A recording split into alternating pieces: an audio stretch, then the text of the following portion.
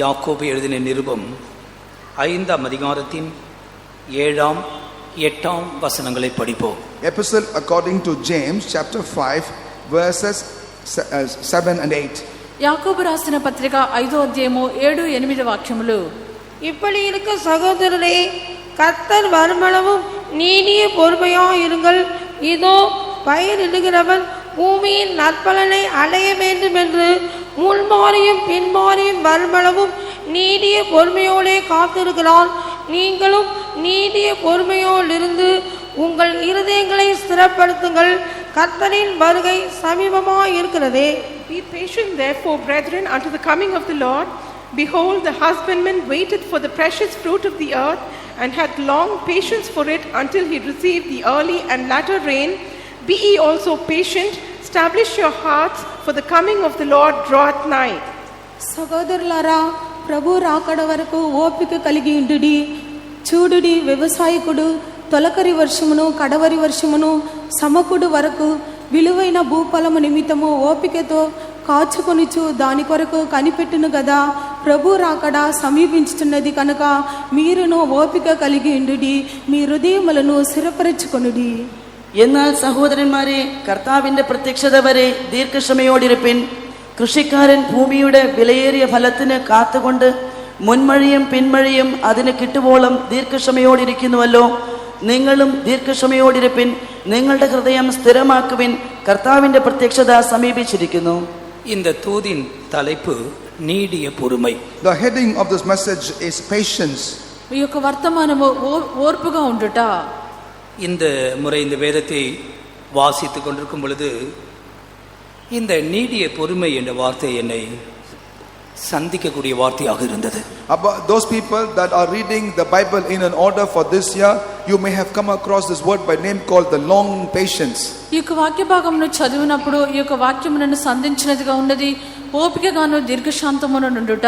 இந்த நீடிய பொறுமை குறித்ததான சில வெளிப்படுத்தல் எனக்கு கிடைத்த பொழுது அதற்கேற்ற பொறுமையை இழந்து போகக்கூடிய ஒரு சூழ்நிலை தான் நான் கடந்து போய் கொண்டிருந்தேன். When I received a certain revelation about being long suffering or patient, I also subsequently had to encounter a challenge for this, and I was going through that path having nearly lost the patience. ఈ యొక్క ఓపికను గురించి నేను నేర్చుకున్నప్పుడు అనేక కార్యములు పరిశీలించినప్పుడు ఈ యొక్క ఓర్పును కోల్పోయినటువంటి అనేక కార్యములు నేను ఎదుర్కొని ఉన్నాను. எனக்குள் நீடிய பொறுமை இருக்கிறதா என்ற ஒரு பயங்கர ஒரு பரீட்சையாகவே இந்த வசனம் கிடைத்தது பொழுது என்னுடைய வாழ்க்கையில் அது அமைந்தது. And it so happened that I was given this particular word to examine as to whether at all there is a long suffering or long patience in my life. నాలో యొక్క దీర్ఘశాంతము ఓపిక ఉండినదా అని చెప్పి పరిశీలించినట్లుగానే ఈ యొక్క వాక్యము నాకు అనిపించి ఉన్నది. எனக்குள் இல்லாத குறைந்திருந்த நீடிய பொறுமையை அதை கண்டுபிடிக்கவும் தேவ சமூகத்திலே தாழ்த்தவும் அதற்காக ஜெபிக்கவும் ஆண்டவர் எனக்கு உதவி செய்து வருகிறார். And thereafter the Lord had been helping unto me that I may discover this trait that is hidden deep in my life, and that I might grow in this quality. The Lord is helping me. నా యొక్క జీవితంలో యొక్క ఓపిక లేనటువంటి కార్యములను తెలుసుకుంటకును వాటిని కనిపెట్టి వాటిని ఒప్పుకోలు చేయుటకును దాని యందు నిలిచుంటకును ప్రభు సహాయం చేయుచున్నారు. கிறிஸ்தவ சரித்திரத்தில் 1ஆம் நூற்றாண்டு காலம் நினைக்கிறேன், அந்த காலத்தில் வாழ்ந்த கிறிஸ்தோஸ்தம் என்ற ஒரு தேவ மனுஷர் இந்த பொறுமைக்கு ஒரு சரியான விளக்கம் கொடுக்கிறார். In the early Christianity, I presume that was in the first century, there was an early church father by name called Chrysostom, and he gives a proper definition as to what this patience is all about. ఈ యొక్క క్రైస్తవం నందు మొదటి శతాబ్దంలో అనుకొనుచున్నాను ఈ యొక్క ఓపికను గురించి ఒక దైవజనుడు ఒక తాత్పర్యం ఇచ్చి ఉన్నారు. இந்த பொறுமை அல்லது நீடிய பொறுமை நற்குணங்களின் அரசி, கியூன் அரசி என்று சொல்லுகிறார். This patience or the long suffering is considered as the queen of the virtues. ఈ యొక్క ఓపిక యొక్క దీర్ఘశాంతం అన్నది అదొక రాణి అని చెప్పబడుచున్నది. வேதாகமத்திற்கு விளக்கம் எழுதுகிறதான வில்லியம் பர்க்லே என்ற தேவ மனுஷன் இப்படி சொல்லுகிறார். And also the Bible commentator by name called William Hugley also says like this. ఈ యొక్క విలియం హగ్లీ అని చెప్పబడినటువంటి వ్యక్తి ఇలాగనే చెప్పుచున్నారు. பொறுமை என்று சொல்லுகிறது வாயை மூடிக்கொண்டு சும்மாகவே இருந்து விடுகிறது அல்ல. Patience does not mean to keep yourself tight-lipped and remain silent. ఈ యొక్క ఓపిక అని చెప్పినప్పుడు మనం నోరు తెరవకుండా ఊరికే ఉండుట కాదు. அல்லது வியாதி நேரங்களிலே மருந்தை உட்கொண்டு அரை மயக்கத்தில் இருக்கிற ஒரு நோயாளியை போல இருந்து விடுவதும் அல்ல. Or else it is like during the times of sicknesses you take some drugs and remain in half sedaction. It is not to be like that as well, to be patient. లేక వ్యాధి సమయమందు మందులను ఉపయోగించి సగం మత్తులో ఉండినట్లుగా కాదు. வெற்றிகரமான சகித்தல் என்று அதற்கு விளக்கம் கொடுக்கிறார். And this is therefore called as the endurance of success. అదొక విజయవంతమైన ఓపిక అని చెప్పి ఆయన దానిని గురించి చెప్పిరి. போராட்டங்கள், நெருக்கங்கள், பிரச்சனைகள் எழும்பும் பொழுது முறுமுறுக்காமல் வெற்றிகரமாக அதை சகித்தல் தான் நீடிய பொறுமை என்று குறிப்பிடுகிறார். Whenever trials, temptations and challenges come around our life, we do not murmur in that situation but endure them so patiently, and that success is called as the victory of patience. పోరాటములు శోధనలు కలిగినటువంటి సమయమందు సనగకుండా దీర్ఘశాంతంతో ఉండుటయే ఈ యొక్క ఓర్పు దీర్ఘశాంతమై ఉన్నది. இந்த வசனத்தில் இந்த நீடிய பொறுமையை கடைசி பகுதியாக நாம் தியானிப்போம். Now in this particular verse we will consider to meditate patience is the last matter. ఈ యొక్క వాక్యమునందు ఈ దీనిలో ఈ యొక్క ఓపికను చివరిగా మనం ధ్యానించదము. வாசித்த வேத பகுதியில் கர்த்தர் வருமளவும் என்ற வார்த்தையிலிருந்து நான் முதலாவது 4 காரியங்கள் உங்களுக்கு முன்பாக வைக்கிறேன். In the passage that has been read unto us, from that there is a word that says for the coming of the Lord draweth nigh, and about that I would like to speak 4 things first. మనం చదివినటువంటి వేదవాక్యమందు ప్రభువు రాకడ వరకు అన్నదాని గురించి 4 కార్యములు నేర్చుకొనిదము. இப்படி இருக்க சகோதரரே, கர்த்தர் வருமளவும், for the coming of the Lord draweth nigh, brethren. சகோதரனாரா, ప్రభు రాకడ వరకు ஆம், நாம் எதிர்பார்த்து கொண்டிருக்கிற ஒரு நிகழ்ச்சி தான் ஆண்டவராகிய இயேசு கிறிஸ்துவின் இரண்டாம் வருகை. One of the event that we are all eagerly waiting for is the second coming of our Lord Jesus Christ. మనమందరము ఎదురు చూస్తున్నటువంటి కార్యమే ప్రభుని యేసుక్రీస్తు యొక్క రెండవ రాకడ. ஆண்டுடைய இரக்கத்தினாலே சொல்லுகிறேன், இந்த வருகை குறித்து தான் ஒரு விதமான ஒரு பயம் எனக்குள் ஓடிக்கொண்டே இருக்கிறது. By the grace of the Lord, I would like to declare about the coming of the Lord, there is an intimidation that parallelly run across my life. దేవుని యొక్క కనికరమును బట్టి చెప్పుచున్నాను, ఈ యొక్క రాకడను గురించినటువంటి ఒక భయం నాలో కనిపించున్నది. நான் பேசுகிற பேச்சுகள், என்னுடைய நடக்கைகள், என்னுடைய காரியங்கள், இவைகள் என்னை கர்த்தருடைய வருகைக்கு போக விடாதபடி, தடைப்படுத்தி விடாதபடி காரியங்களை பயத்தோடு செய்யும்படியாக ஆண்டவர் இரக்கம் செய்து வருகிறார். Therefore the Lord is granting his mercy unto me, that neither my words nor the deeds that I would make hinder me at the coming of the Lord, that I should not be seen for them. నా యొక్క మాటలో, నా యొక్క ప్రవర్తన, నా యొక్క నడక ప్రభు యొక్క రాకడలో ఎత్తబడకుండానట్లుగా ఆటంకంగా ఉండకూడదని చెప్పి ప్రవర్తించున్నాను. கர்த்தருடைய வருகை ஒரு நியாய தீர்ப்பு.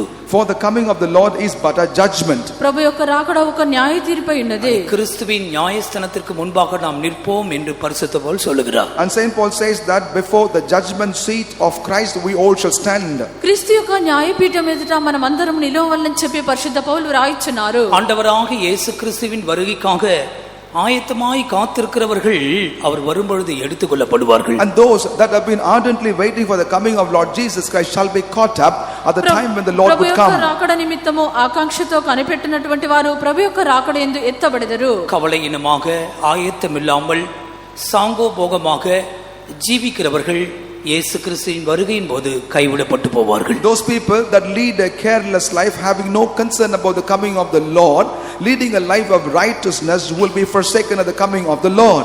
అశ్రద్ధగా నిర్విచారంగా సుఖభోగములందు జీవించినటువంటి వారు ప్రభుని యేసుక్రీస్తు వచ్చినప్పుడు వారు వదిలిపెట్టబడదురు. கர்த்தர் வருமளவும் என்று ஆரம்பிக்கிற 4 வசனங்களிலிருந்து 4 சத்தியங்களை உங்களுக்கு முன்பாக வைக்கிறேன். There are 4 verses that says at the coming of the Lord.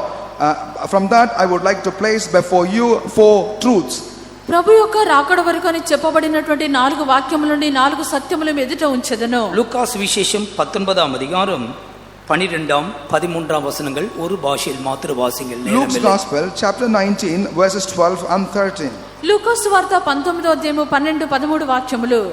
பிரபுவாகிய ஒருவன் ஒரு ராஜ்யத்தை பெற்றுக்கொண்டு திரும்பி வரும்படி தூர தேசத்துக்கு போக புறப்பட்டான்.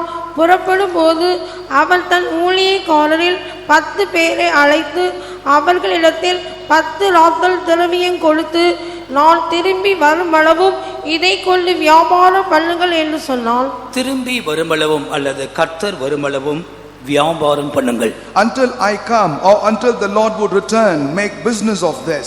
నేను వచ్చే వరకు లేక ప్రభు యొక్క రాకడ వరకు వ్యాపారం చేయండి. இங்கே ஒரு பிரபுவை நாம் பார்க்கிறோம். Here we note of a nobleman. ఇక్కడ ఒక రాజకుమారుని చూచున్నాము. இந்த பிரபு ஆண்டவராகிய இயேசு கிறிஸ்து. Now this nobleman, this prince is Lord Jesus Christ. ఈ యొక్క రాజకుమారుడు ప్రభువైన యేసుక్రీస్తు. அவர் ஒரு ராஜ்யத்தை பெறுவதற்காக தூர தேசம் போயிருக்கிறார். In order to acquire a kingdom, he has gone to a far country. ఒక రాజ్యమును సంపాదించుకొని నిమిత్తము ఆయన దూర దేశమునకు వెళ్ళి ఉన్నారు. இந்த ராஜ்யம் ஒரு அர்த்தத்தில் 1000 வருட அரசாட்சியும் அதன் மெய்ப்பொருள் இனி வரும் ராஜ்யத்தையும் காண்பிக்கிறது. And in one interpretation that refer unto the millennial rule, whereas in essence that refer unto the coming kingdom, coming eternity. ఈ యొక్క రాజ్యం అనేది వెయ్యేళ్ల పరిపాలన గురించి మరొక అర్థమందు రాబో నిత్యమైనది. அவர் దూర தேசம் என்று சொல்லுகிறது. இப்பொழுது அவர் சீயோனில் இருப்பதை காண்பிக்கிறது. The far country here refer unto the fact that right now he is in Zion. దూర దేశం అని చెప్పినప్పుడు ఇప్పుడు ఆయన సియోన్లో ఉంటాడు చూస్తున్నాము. ஆண்டவருக்கு மகிமை உண்டாகட்டும். Glory be to the Lord. ప్రభువుకు మహిమ కలుగును గాక. அவர் உயிர்த்தெழுந்து அந்த பரம தேசத்திற்கு போவதற்கு முன்பாக தன் ஊழியக்காரரை அவர் அழைத்தார். After resurrection, before he had gone into that everlasting kingdom, he has called the servants.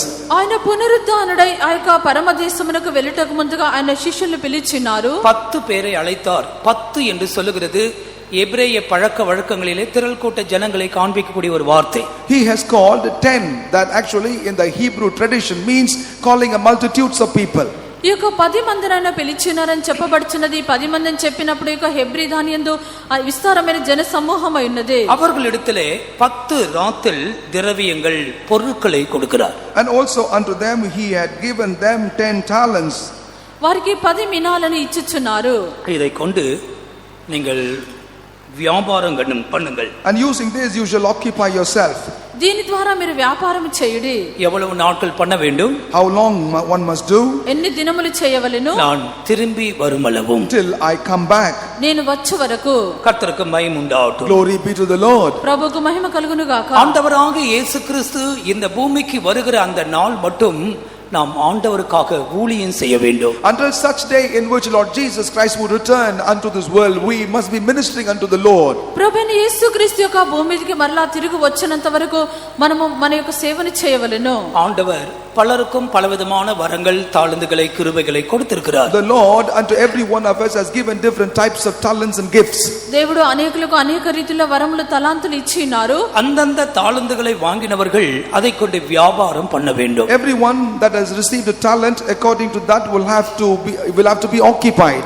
ప్రతి వారును తమ కలిగినటువంటి తలాంతులతో వ్యాపారం చేయవలెను. ஆனால் ஒரு தாளந்தை வாங்கினவனோ அதை சீலையிலே சுற்றி பூமியிலே புதைத்து போட்டான். But there was one amongst them who received 1 talent who bound them up in a cloth and buried that in the ground. ఆ యొక్క ఒక్క తలాంతును తీసుకున్నటువంటి వాడు అతడు గుడ్డలో చుట్టి భూమిలో పాతిపెట్టి విన్నాడు. இந்த ஒரு தாளந்து வாங்கினவன் ஆசீர்வாதமாக அவனுடைய முடிவு அமையவில்லை.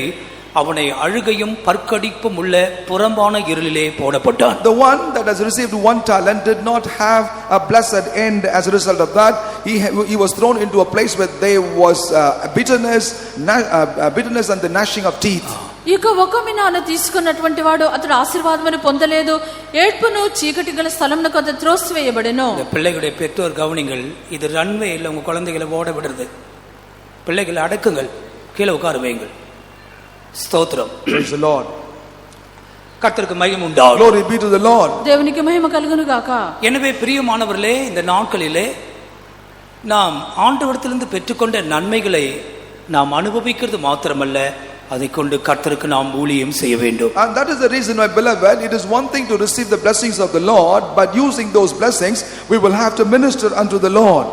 ప్రియులారా, దేవుని ఎదుట మనం పొందుకున్నటువంటి మేలును మనం అనుభవించడం మాత్రమే కాదు, దానితో మనము సేవను చేయవలెను. சிலர் 10 தாளந்து அவர்கள் சம்பாதித்தார்கள் என்று நாம் படிக்கிறோம். And also we read 10 ராத்தல் ஆதாயம் கிடைத்தது. And unto them some have made 10 pounds as a gain. కొందరు యొక్క మినాలను ఉపయోగించి 10 మినాలను సంపాదించినారు. இரண்டாம் ஊழியக்காரன் வந்து 5 ராத்தல் ஆதாயம் கிடைத்தது என்று அவனிடத்தில் சொன்னான். And the second servant had come and told to the master that he received 5 pounds as gain. రెండో దాసుడు వచ్చి ఆ యొక్క మినా వలన 5 మినాలు సంపాదించినాడు. இவர்கள் எவ்வளவு சம்பாதித்தார்களோ அதன் அடிப்படையிலே அவர்கள் பட்டணங்களுக்கு அதிகாரிகளாக இருந்தார்கள். According to the extent of gain they have acquired, they also have been given authority over a number of cities. వారు ఎంతగా సంపాదించినారో దాన్ని అనుసరించి ఆ యొక్క పట్టణముల మీద వారు అధికారులుగా ఉండిరి. இது ஒருவேளை 1000 வருட அரசாட்சியில் உண்மையாகவே சம்பவிக்கக்கூடியதாக இருக்கலாம். This perhaps is an event that could actually happen during the time of the millennial rule. ఒకవేళ ఇది 1000 ఏళ్ల పరిపాలన నిజంగానే జరగవచ్చును. நம்மில் எத்தனை பேர் 10 பட்டணத்திற்கு அதிகாரியோ 5 பட்டணங்களுக்கு அதிகாரிகளாக மாற போகிறோமோ தெரியாது. I do not know as to how many amongst us would become heads of 10 cities or of 5 cities. మనలో ఎంతమంది 10 పట్టణములకు 5 పట్టణములకు అధికారులుగా మారబోచున్నామో తెలియదు. இந்த வருடத்தில் ஆண்டவர் உனக்கு தந்ததான வரங்கள் தாளந்துகளை கொண்டு நீ கர்த்தருக்கு ஊழியம் செய்திருக்கிறாயா என்ற கேள்வியை கர்த்தர் கேட்கிறார். But the Lord is asking a question as to whether at all you made a good use of the talents and the gift God had given to you and ministered for him this year. ఈ యొక్క సంవత్సరమందు ప్రభువు నీకు ఇచ్చినటువంటి వరములు తలాంతులు ఉపయోగించి ప్రభువుకు నువ్వు సేవ చేస్తున్నావని చెప్పి దేవుడు నీ ప్రశ్న వేయిచున్నారు. அருமையான தேவ பிள்ளையே, ஆண்டவருடைய வார்த்தையாக நாங்கள் அறிவிக்கிறோம், நான் திரும்பி வருமளவும் நீங்கள் வியாபாரம் பண்ணுங்கள். Beloved children of God, we declare this as the word of God till I come. Occupy yourself with that. ప్రియులారా, దేవుని యొక్క చెల్లారా, దేవుని యొక్క వాక్యమును మేము మీకు ప్రకటించున్నాము. నేను తిరిగి వచ్చే వరకు మీరు వ్యాపారం చేయుడి. இம்மட்டும் இந்த வியாபாரத்தை நீ செய்யாமல் இருப்பாயானால் சுவிசேஷத்தை கர்த்தர் உன் கையிலே கொடுத்திருக்கிறார். இனியாவது புறப்பட்டு போய் ஜனங்களை ஆதாயப்படுத்தவோ ஜெபிக்கவோ உன்னால் முடிந்த வியாபாரத்தை ஊழியத்தை நீ செய்யத்தான் வேண்டும். In case you have not been doing anything all these days, right now the Lord is speaking to you, saying that he has given into your hand the gospel. You shall take that and make a good use of you as far as possible. You shall go out and share that with the others. నీవు ఇంతవరకు యొక్క వ్యాపారము చేయకుండా ఉండినట్లయితే ప్రభుని యొక్క చేతుల యొక్క సువార్తను అప్పగించినారు ని వెళ్ళి ప్రకటించి జనులను సంపాదించవలను, యొక్క వ్యాపారమును సేవను చేయవలను. இரண்டாவதாக கர்த்தர் வருமளவும் நாம் செய்ய வேண்டிய மற்றொரு காரியம் வெளிப்படுத்தல் 2ஆம் அதிகாரத்தின் 25ஆம் வசனத்திலே படிக்கிறோம். Secondly, as we read in the book of Revelation chapter 2 verse 25 tells us as to what is the second thing that we must do until the coming of the Lord. రెండవదిగా ప్రకటన గ్రంథము 2వ అధ్యాయము 29వ వాక్యమందు ప్రభువు వచ్చే వరకు உங்களுக்குள்ளதை நான் மறுபலமும் பற்றிக் கொண்டிருங்கள். இங்கே ஆவியானவர் சபைக்கு என்ன சொல்லுகிறார்? What does the Spirit of God here declare to the church? ఇక్కడ ఆత్మదేవుడు సంఘముతో ఏం చెప్పిరి? உங்களுக்குள்ளதை நான் வருமளவும் பற்றிக் கொள்ளுங்கள். Hold fast that which ye have till I come. నేను వచ్చే వరకు మీకు కలిగి ఉన్నదాన్ని గట్టిగా పట్టుకొనుడి. 18ஆம் వசனத்தில் இது தியத்தீரா சபைக்காக சொல்லப்பட்டது. And in verse 18 we read that this is the word that was given unto the Thyatira church. ఇది తుయతీరా సంఘమునకు చెప్పబడి ఉన్నది. தியத்தீரா என்ற வார்த்தையின் அர்த்தம் பாடுகளின் வாசனை. The interpretation of Thyatira is the scent of sufferings. ఈ యొక్క తుయతీరా అని చెప్పినప్పుడు దానికి శ్రమలు అయినవి. ஆம், பாடுகளிலே ஒரு தெய்வீக நறுமணம் வாசனை உண்டு. Indeed, in sufferings therefore there is a divine scent or smell. ఈ యొక్క శ్రమల్లో సువాసన ఉన్నది. இந்த சபைக்கு 6 விசேஷித்த நற்குணங்கள் இருந்தது. Now this church was thus full of special virtuous qualities. ఈ యొక్క సంఘమునకు విశేషమైనటువంటి సద్గుణములు ఉండెను. 19ஆம் வசனத்திலே தமிழில் உன் கிரியை என்று சொல்லப்பட்டிருக்கிறது. அதன் சரியான அர்த்தம் உன் நற்கிரியை. அந்த சபைக்கு இருந்தது அவருடைய நற்கிரியை. In verse 19 it simply says thy works, but actually speaking that was the good works of the church. 19వ వాక్యం ఇక్కడ క్రియలు అని చెప్పబడినది, అయితే అది సత్క్రియలే ఉన్నవి. அவர்கள் நற்கிரிகளை செய்தார்கள். And they thus did good works. వారు సత్క్రియలను చేసిరి. அந்த சபைக்குள் தெய்வீக அன்பு இருந்தது. And as a result there was divine love within the church. ఆ యొక్క సంఘమునందు దైవిక ప్రేమ ఉండెను. மூன்றாவது அவர்கள் ஊழியம் செய்கிறவர்களாய் இருந்தார்கள். And thirdly they ministered. వారు పరిచర్య చేయవారుగా ఉండిరి. 2ஆம் அதிகாரம் 19ஆம் வசனத்தில் இவைகள் எழுதப்பட்டிருக்கிறது. And we can read about that in chapter 2 verse 19 all these things. 2వ అధ్యాయము 19వ వాక్యమందు ఇవి రాయబడి ఉన్నవి. அவர்கள் விசுவாசம் உள்ளவர்களாக இருந்தார்கள். And they also were the people of faith. వారు విశ్వాసం గలవారుగా ఉండిరి. அங்கே பொறுமை இருந்தது. There was patience. వారు సహనము కలిగి ఉండిరి. அவர்கள் முன்பு செய்ததை காட்டிலும் பின்பு அதிகமாக கிரியை செய்து கொண்டே இருந்தார்கள். And then they were working more now than in the beginning. వారు మొదటి క్రియల కంటేనూ కడపటి క్రియలు అధికముగా చేయించి ఉండిరి. இந்த 6 విధமான நல்ல சுபாவங்கள் அவளுக்கு இருந்தது. Now that is how they had all these 6 virtuous qualities. ఈ యొక్క 6 విధములైన మంచి స్వభావములు వారి యందు కనిపించినవి. ஆனால் இந்த சபையில் உண்டான குறைபாடு என்ன? However, what was the shortcoming of this particular church? అయితే ఈ సంఘములో ఉండినటువంటి తప్పిదం ఏమిటి? இந்த సభையிலே యేసబేலின் ஆவி கிரியை செய்தது. The spirit of Jezebel was at work in this particular church. ఈ యొక్క సంఘమునందు యెజబెల్ యొక్క ఆత్మ క్రియ చేసి ఉన్నది. இந்த యేసబేలిன் ஆவினாலே அவர்கள் வஞ்சிக்கப்பட்டு போனார்கள். And they were deceived by the spirit of Jezebel. Jezebel యొక్క ఆత్మను బట్టి వారు మోసగించబడిరి. యేసబేలాனவள் கொல்லப்பட்டு போனாலும் அவளுடைய ஆவி சபைக்கு விரோதமாக எழும்பி இருக்கிறது. Though Jezebel was slain, the spirit of Jezebel has risen against the church. ఈ యొక్క యెజబెలు చంపబడినప్పటికీ దాని యొక్క ఆత్మ సంఘములో క్రియ చేయుచున్నది. அருமையான தேவ பிள்ளையே, உனக்கு நல்ல விசேஷித்த காரியங்களை கொடுத்திருக்கிறார். ஆனால் உன் பேரில் ஒரு குறை உண்டு. நீ கர்த்தரை விட்டு திரும்பும்படியாக யேசபேலின் ஆவிக்கு நீ இடம் கொடுத்திருக்கிறாய். Beloved child of God, the Lord had given you many good things. However, there is something somewhat against you with the Lord, that is, you have given room for the spirit of Jezebel and went away from the Lord. నీ యందు మంచి క్రియలు కనిపించున్నవి, అయితే నీ యందు ఒక తప్పు కనబడుచున్నది, విను తిరిగి రావలెను. యెజబెల్ యొక్క ఆత్మకు నువ్వు చోటిచ్చినావు. இந்த யேசபேலின் ஆவி கிறிஸ்துவை விட்டு உன்னை பிரிக்கிற ஆவி. The spirit of Jezebel is the one that will separate you from Christ himself. ఈ యొక్క యెజబెల్ యొక్క ఆత్మ క్రీస్తు నుండి నిన్ను వేరు చేయనది. அது உலகத்தின் ஆவி. And that is the spirit of the world. అది లోకం యొక్క ఆత్మ. இந்த ஆவி நிமித்தமாய்தான் அநேகர் வீணான அலங்காரங்களையும் வீணான காரியங்களையும் உலகத்திற்கு முக்கியத்துவம் கொடுத்து அவர்கள் கிறிஸ்துவை விட்டு விலகி போய் கொண்டே இருக்கிறார்கள். It is because of the spirit many give unwanted attention to the unwanted fashions of the world, and thus day after day they are going away from Christ. ఈ యొక్క ఆత్మను బట్టి అనేకులు లోకం యొక్క అలంకరణకు లోక కార్యములకు చోటిచ్చి క్రీస్తు నుండి వేరైపోవచ్చున్నారు. இந்த சபையிலே இந்த ஆவிக்கு ஒப்புக்கொடாத ஒரு சிறிய கூட்டம் இருந்ததாக 24ஆம் வசனத்திலே படிக்கிறோம். Nevertheless, we read in verse 24, within this church there was a small group that did not align with the spirit. 24వ వాక్యమందు యొక్క సంఘములో యొక్క ఆత్మకు అప్పగించబడినటువంటి ఒక చిన్న గుంపును గురించి చూస్తున్నాము. కాలాకాలங்களாக கர்த்தருக்காக ஜீவிக்கிறதான ஒரு கூட்ட பரிசுத்தவான்கள் சபையிலே இருந்து கொண்டே இருக்கிறார்கள். There definitely therefore are a group of saints of God within the church for time immemorial. They continue to live for God in the world. యుగ యుగములుగా సంఘమునందు దేవుని కొరకు జీవించినటువంటి జనులు నిలిచి ఉన్నారు. அவர்கள் சாத்தானின் போதகத்தை பற்றிக்கொள்ளவில்லை. And they did not hold on to the doctrine or the teachings of Satan. వారు సాతాను యొక్క బోధన అంగీకరించలేదు. சாத்தானின் ஆழங்களை அவர்கள் அறியாதவர்கள். And they have not known the depths of Satan. సాతాను యొక్క గూఢమైన సంగతులను వారు ఎరుగలేదు. இப்போது அவர்களை பார்த்து ஆண்டவர் என்ன சொல்லுகிறார்? Now looking unto them, what does the Lord say now? వారిని చూచి ప్రభు ఏమి చెప్పుచున్నారు? அவர்கள் மேல் வேறொரு பாரத்தை அவர் சுமத்தவில்லை. And the Lord did not place another burden upon them. వారి మీద ఏ యొక్క భారమును కూడా పెట్టబడలేదు. உங்களுக்கு உள்ளதை நான் வருமளவும் பற்றிக் கொண்டிருங்கள். But hold on to that which I already had given to you until I come. మీకు కలిగి ఉన్న దాన్ని నేను వచ్చే వరకు గట్టిగా పట్టుకొనుడి. அவர்களுக்கு உரியது எது? What is that belong to them? వారు కలిగి ఉన్నది ఏమిటి? அந்த 19ஆம் வசனத்தில் சொல்லப்பட்ட 6 அனுபவங்கள் தான். And those are the 6 experiences that we read in verse 19. 19వ వాక్యంలో చెప్పబడిన 6 కార్యములు. கர்த்தர் வருமளவும் ஆண்டவர் உங்களுக்கு கொடுத்திருக்கிற தெய்வீக அனுபவங்களை காத்துக்கொள்ளுங்கள், பற்றிக் கொள்ளுங்கள், விடாதிருங்கள். Therefore till the Lord would come, hold fast unto or protect all the divine qualities that the Lord had given to you. ప్రభువు వచ్చే వరకు ప్రభువు మీకు ఇచ్చినటువంటి దైవికమైన కార్యములను పట్టుకొనుడి, హత్తుకొని ఉండుడి. கர்த்தர் சீக்கிரமாய் வருவார். For the Lord shall come very quickly. ప్రభు త్వరగా వచ్చెదరు.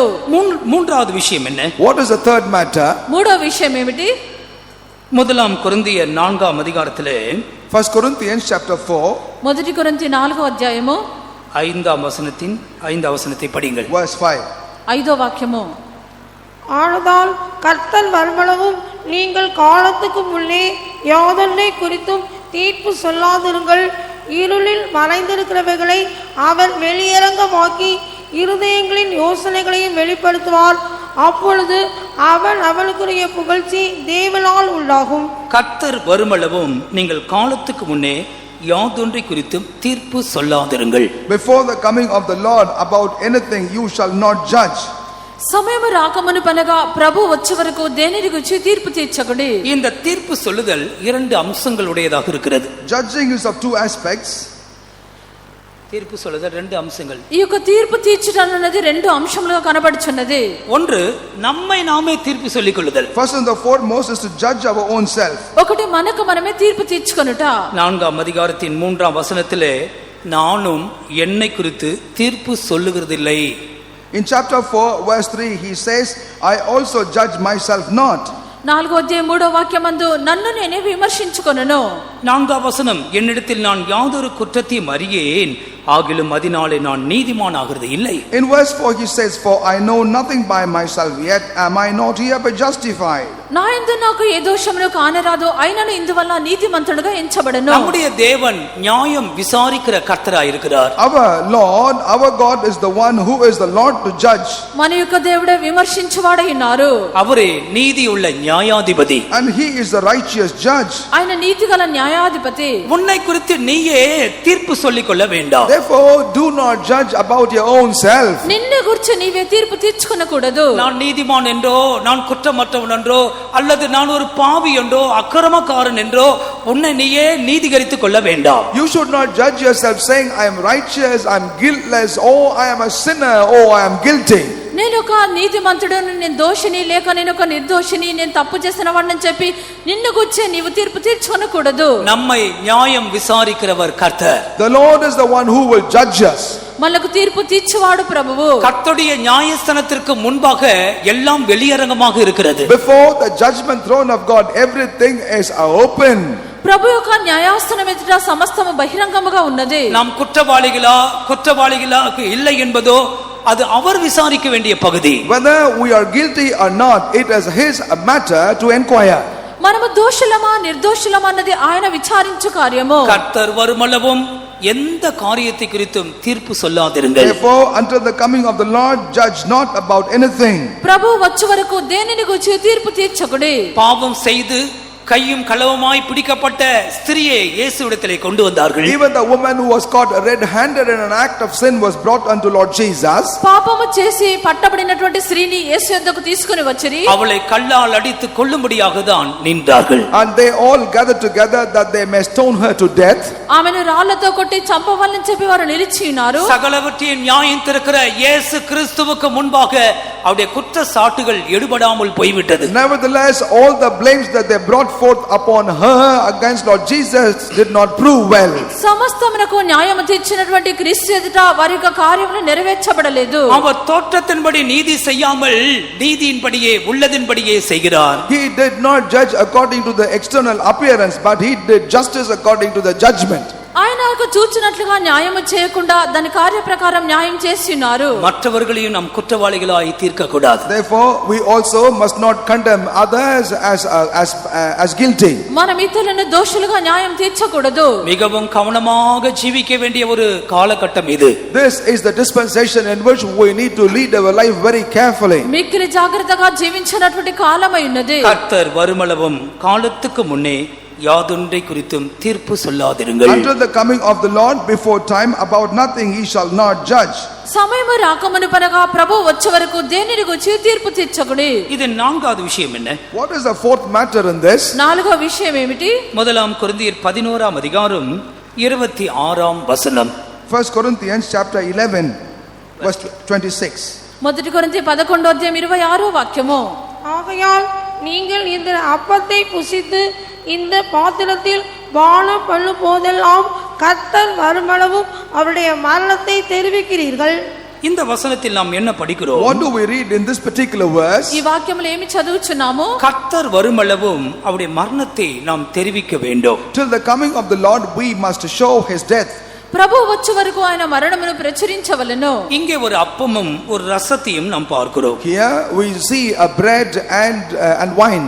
ఇక్కడ ఒక రొట్టెను రసంను చూచున్నాము. கர்த்தருடைய பந்தியிலே அப்பம் பிற்கப்படும், ரசம் பரிமாறப்படும். In the table of the Lord the bread will be broken and then the wine is served. ప్రభు యొక్క బల్లయందు రొట్టె విరువబడుచున్నది, ద్రాక్షరసం ఇవ్వబడుచున్నది. யோவான் சுவிசேஷம் 6ஆம் அதிகாரத்தில் படிக்கும் பொழுது அவருடைய சரீரம் ஆண்டவராகிய இயேசுவின் மாம்சமே மெய்யான போஜனமாக இருக்கிறது. As we read John's Gospel chapter 6 where there we read the body, the flesh of Lord Jesus Christ is indeed the true bread. యోహాను సువార్త 6వ అధ్యాయమందు మనం చదివినప్పుడు క్రీస్తు యొక్క శరీరమే నిజమైన ఆహారమై ఉన్నది. 55వ వచనం யோவான் 6:55 என் மாம்சம் மெய்யான போஜனமாய் இருக்கிறது, என் இரத்தம் மெய்யான பானமாய் இருக்கிறது. Chapter 6 verse 55, for my flesh is meat indeed and my blood is drink indeed. 6వ అధ్యాయం 55వ వాక్యమందు నా శరీరము నిజమైన ఆహారమును నా రక్తము నిజమైన పానమునై ఉన్నది. என் மாம்சத்தை புசித்து என் இரத்தத்தை பானம் பண்ணுகிறவன் என்னிலே நிலைத்திருக்கிறான்,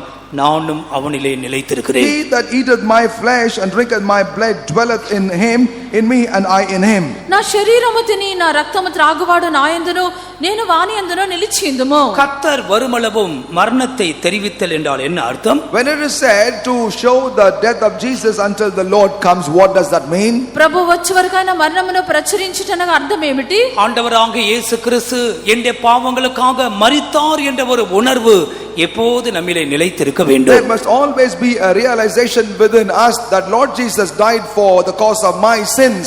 ప్రభువైన యేసుక్రీస్తు నా యొక్క పాపముల కొరకు మరణించున్నారనే గ్రహింపు ఎల్లప్పుడూ మనలో నిలిచి ఉండవలెను. நான் ஒரு பாவி, நான் ஒரு அக்கிரமக்காரன், நான் மரிக்க வேண்டிய இடத்திலே பரிசுத்த தேவகுமாரன் மரித்தாரே, அதை உணர வேண்டும், சிந்திக்க வேண்டும்.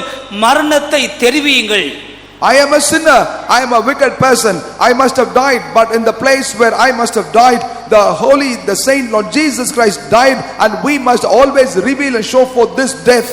నేను ఒక పాపినై ఉన్నాను, అతిక్రమము చేసిన వాడను, నేను మరణించవలసిన స్థలంలో ప్రభుని యేసుక్రీస్తు మరణించున్నారని చెప్పుచు ఈ యొక్క మరణమును ప్రచురించవలెను. அதற்கு நிழலாக தான் கர்த்தருடைய பந்தியை நாம் நடத்துகிறோம். And as a shadow and type of that, only we are conducting the Lord's table. దానికి సాదృశ్యముగానే ప్రభు యొక్క బల్లను మనం జరిపించున్నాము. எல்லாரும் அதிலே பங்கு பெற முடியாது. தன்னை தானே நிதானித்து சுத்திகரித்துக் கொண்டு அந்த அப்பத்தை புசித்து பாத்திரத்தில் பானம் பண்ண வேண்டும். Everyone shall not be able to partake in it. He that examines himself, sanctifies himself, shall be able to participate in the table. అందరూ దానిలో పాలు పొందలేరు. తమను తామే గ్రహించి తమ యొక్క తప్పిదములు ఒప్పుకొని శుద్ధి చేసుకున్న వారు దానిలో పాలు పొందెదరు. ஒரு சின்ன ஆபரேஷன் நடத்துவோம். Let us conduct a small surgery. ఒక చిన్న చికిత్స జరిపెదము. Close your eyes. இந்த வருஷம் கண்ணை மூடுங்கன்னா முடியும். Please close your eyes. కన్నులు మూసుకొనుడి. இந்த வருஷம் நடந்த கர்த்தருடைய பந்தியிலே பங்கு பெற்றவங்க எல்லாம் கைகளை உயர்த்துங்க பாருங்க. And all those that say that participated in all the tables. இந்த வருஷம் நடந்த அனைத்து ராபோஜன பந்தியிலும் பங்கு பெற்று கர்த்தருடைய மரணத்தை தெரிவித்தேன் அப்படி சொல்றங்க, கை தூங்க பார்க்கலாம். ஒரு 5 அல்லேலூயா போடுங்க. ஹல்லேலூயா ஹல்லேலூயா ஹல்லேலூயா ஹல்லேலூயா ஹல்லேலூயா. கை தூக்காதவர்களுடைய விஷயம் உங்களுடையது. நாங்கள் நியாய தீர்ப்பு செலுத்துவதில்லை. If you were not able to lift up your hand, that is up to you, because we are not here to condemn. ఈ యొక్క చెయ్యి ఎత్తకుండా ఉండినటువంటి వారి యొక్క విషయం అది మీ విషయము. கர்த்தர் வருமளவும் மரணத்தை தெரிவிக்கிறீர்கள். But you are showing the death of the Lord until his return. ప్రభు యొక్క రాకడ వరకు మరణమును ప్రచురించవలెను. கர்த்தருடைய பந்தியை அற்பமாய் எண்ணாதிருங்கள். Therefore do not despise the Lord's table. ప్రభు యొక్క బల్లను అల్పముగా ఎంచకుడి. ஒரு முறை நீ எடுக்காமல் போய்விட்டால் அடுத்த முறை அதுவே ஆயுதமாக வைத்து பிசாசு உன்னை வஞ்சித்து போடுவான். If you fail to participate once, using that as a tool, the devil will deceive that you may not participate in the subsequent table. ఒకసారి నువ్వు ప్రభురాత్రి భోజనంలో పాల్గొనకుండా ఉండినట్లయితే అపవాది దానినే తనకు అనుకూలంగా చేసుకొని ఇంకా తీసుకోనకుండా చేయును. வருட கடைசியில் நடக்கிற கூட்டங்களில் ஆயத்தமாகி கர்த்தருடைய மரணத்தை முழு சபையும் தெரிவிக்க வேண்டும். அப்பத்தை புசித்து அந்த ரசத்தை பானம் பண்ண வேண்டும். In the meetings that will be held at the close of this year, you should come and participate and sanctify yourself and be able to declare the death of Lord Jesus Christ by participating in the Lord's table. మిగిలిన యొక్క దినములంతములో శుద్ధి చేసుకొని శుద్ధీకరణ కూటంలో పాలు పొంది ప్రభు యొక్క రాకడ ప్రభు యొక్క ప్రభు బల్లలో పాలు పొంది ప్రభు యొక్క మరణమును ప్రచురింపవలెను. 5வது விஷயம் தான் யாக்கோபின் நிருபத்திலே படித்த விஷயம். And fifth matter is the one that we read in the epistle according to James.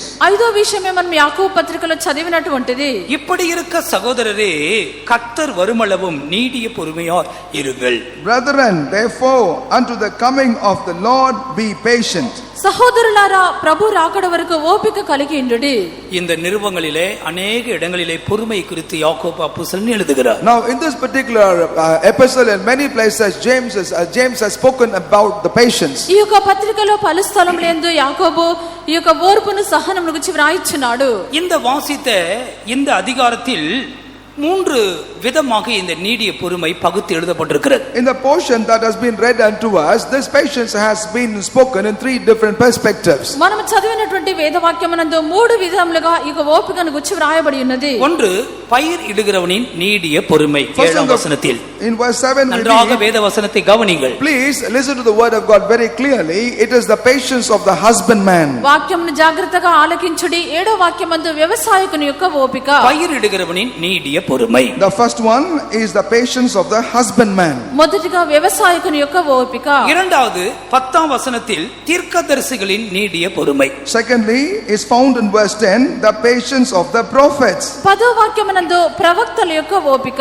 மூன்றாவது 11ஆம் வசனத்தில் யோபின் பொறுமை. Thirdly, in verse 11 we read the patience of Job. మూడవదిగా యోబు యొక్క సహనము. கர்த்தருடைய ஆவியானவர் தாமே தன்னுடைய மனதை நமக்கு வெளிப்படுத்தி தருவாராக. May the Spirit of God himself may reveal his mind to us. దేవుని యొక్క ఆత్మ తన యొక్క మనస్సును మనకు బయలుపరచవలెను. இந்த 3 பகுதியும் படிக்கும் பொழுது அந்த நீடிய பொறுமையோடு கூட இன்னொரு வார்த்தை சேர்ந்து வருகிறதை நீ பார்க்கலாம். As we read these 3 passages together with the patience, there is another word that comes alongside. ఈ యొక్క మూడింటి యందు మనం చదివినప్పుడు ఈ ఓపికతో పాటు మరొక కార్యమును కూడా మనం తలంచవలసి ఉన్నది. பயிரிடுகிறவனின் நீடிய பொறுமையோடு கூட அவன் காத்திருக்கிறான் என்ற வார்த்தை சேர்ந்து வருகிறது. Together with the patience of the husbandman, there is another word that says he waiteth. ఈ యొక్క వ్యవసాయకుడు ఓపికతో పాటు అతడు కాచుకొనుచున్నాడు. அவன் எதற்காக நீடிய பொறுமையா இருக்கிறான்? For what he waiteth long, a patience, stays of patience, అతడు ఓపికతో ఉన్నాడు. பூமியின் நற்பலனை பெறும்படியாக, that he may receive the precious fruits of the earth. ఈ యొక్క భూమి యొక్క విలువైన భూఫలం పొందు నిమిత్తము ஒரு விதை தானியத்தை விதைக்கிறான், அதுவோ அநேக தானியங்களை கொடுக்க இருக்கிறது. He only sows one seed, but that is to bring forth multitudes of grains. ఒక్క విత్తనమును అతడు విత్తుచున్నాడు, అనేకమైన విత్తనములు భూమి విచ్చుచున్నది. அவன் பொறுமையோடு கூட தன் நிலத்தை பண்படுத்துகிறான். And thus patiently he tills his soil. కావున అతడు ఓపికతో దాన్ని బాగు చేయుచున్నాడు. அவனுடைய பிரயாசத்திற்கு பலன் உடனே கிடைக்க போவதும் இல்லை. And he will not receive an immediate reward for all his labors. తాను పడినటువంటి ప్రయాసమునకు వెంటనే ఫలము లభించలేదు. அவன் பொறுமையோடு கூட நிலத்தை பண்படுத்தி தன்னுடைய காரியங்களை செய்து கொண்டே இருக்கிறான். And patiently he will have to work in his land, prepare the land and wait for it. అతడు ఓపికతో ఆ యొక్క భూమిని దున్నుచు దాని యొక్క కార్యములని ఓపికతో చేయుచున్నాడు. தன்னுடைய நிலத்தை பண்படுத்தின பிற்பாடு விதை விதைக்கிறான் அல்லது நாற்றுகளை நடுகிறான்.